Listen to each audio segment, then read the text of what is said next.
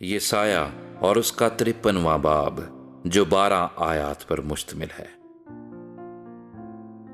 ہمارے پیغام پر کون ایمان لایا اور خداوند کا بازو کس پر ظاہر ہوا؟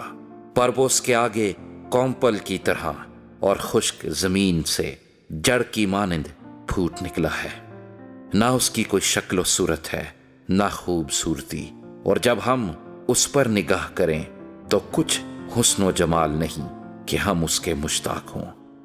وہ آدمیوں میں حقیر و مردود، مرد غمناک اور رنج کا آشنا تھا۔ لوگ اس سے گویا روپوش تھے، اس کی تحقیر کی گئی اور ہم نے اس کی کچھ قدر نہ جانی۔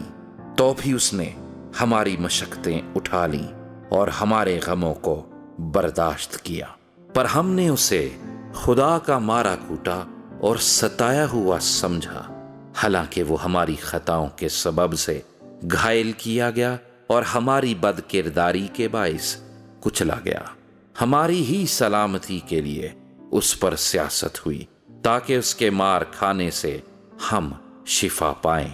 ہم سب بھیڑوں کی مانند بھٹک گئے، ہم میں سے ہر ایک اپنی راہ کو پھرا، پر خداوند نے ہم سب کی بد کرداری اس پر لا دی۔ وہ ستایا گیا تو بھی اس نے برداشت کی اور منہ نہ کھولا، جس طرح برا جسے ذبح کرنے کو لے جاتے ہیں اور جس طرح بھیڑ اپنے بال کترنے والوں کے سامنے بے زبان ہے، اسی طرح وہ خاموش رہا۔ وہ ظلم کر کے اور فتویٰ لگا کر اسے لے گئے، پر اس کے زمانے کے لوگوں میں سے کس نے خیال کیا کہ وہ زندوں کی زمین سے کاٹ ڈالا گیا؟ میرے لوگوں کی خطاؤں کے سبب سے اس پر مار پڑی، اس کی قبر بھی شریروں کے درمیان ٹھہرائی گئی، اور وہ اپنی موت میں دولت مندوں کے ساتھ ہوا، حالانکہ اس نے کسی طرح کا ظلم نہ کیا اور اس کے منہ میں ہرگز چھل نہ تھا۔ لیکن خداوند کو پسند آیا کہ اسے کچلے، اس نے اسے غمگین کیا۔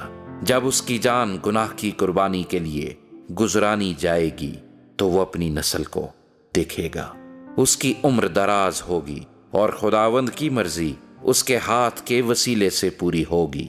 اپنی جان ہی کا دکھ اٹھا کر وہ اسے دیکھے گا اور سیر ہوگا۔ اپنے ہی عرفان سے میرا صادق خادم بہتوں کو راست باز ٹھہرائے گا، کیونکہ وہ ان کی بد کرداری خود اٹھا لے گا۔ اس لیے میں اسے بزرگوں کے ساتھ حصہ دوں گا اور وہ لوٹ کا مال زوراوروں کے ساتھ بانٹ لے گا، کیونکہ اس نے اپنی جان موت کے لیے انڈیل دی اور وہ خطا کاروں کے ساتھ شمار کیا گیا، تو بھی اس نے بہتوں کے گناہ اٹھا لیے اور خطا کاروں کی شفاعت کی۔